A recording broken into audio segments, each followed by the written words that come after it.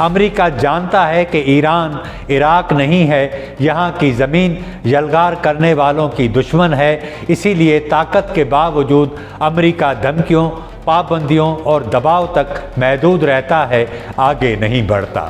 ایران میں شدید معاشی بحران کی وجہ سے حکمرانوں کے خلاف عوامی غصہ بڑھتا جا رہا ہے۔ وہ نسل جس نے نہ انقلاب دیکھا، نہ شہنشاہ ایران کی ساواک ایجنسی کے مظالم دیکھے، اسلامی انقلاب کا رومانس اس نسل کے لیے تو مقدس تھا، لیکن موجودہ جنریشن کے لیے اس میں کوئی کشش نہیں۔ اس نسل کو آزادی چاہیے، بولنے کی، مرضی کے لباس پہننے کی اور لکھنے کی۔ وہ ایران جو ایک دور میں حسن اور حسن پرستوں کی سرزمین، جہاں فردوسی نے شاہ نامہ لکھا، سعدی نے اخلاق سکھائے، حافظ نے عشق کو امر کیا اور عمر خیام نے کائنات پر سوال اٹھائے، لیکن اسلامی انقلاب نے معاشرے کی تمام کھڑکیاں بند کر دی۔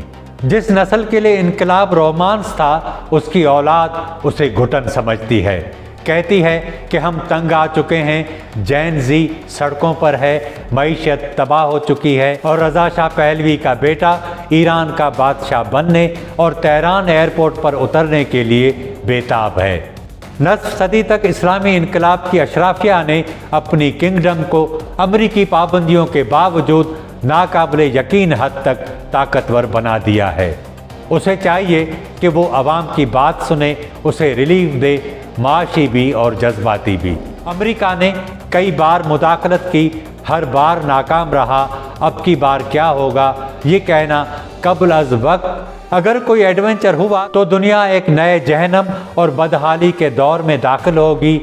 چین، روس اور دیگر ممالک پیچھے نہیں رہیں گے، مڈل ایسٹ غیر محفوظ ہو جائے گا۔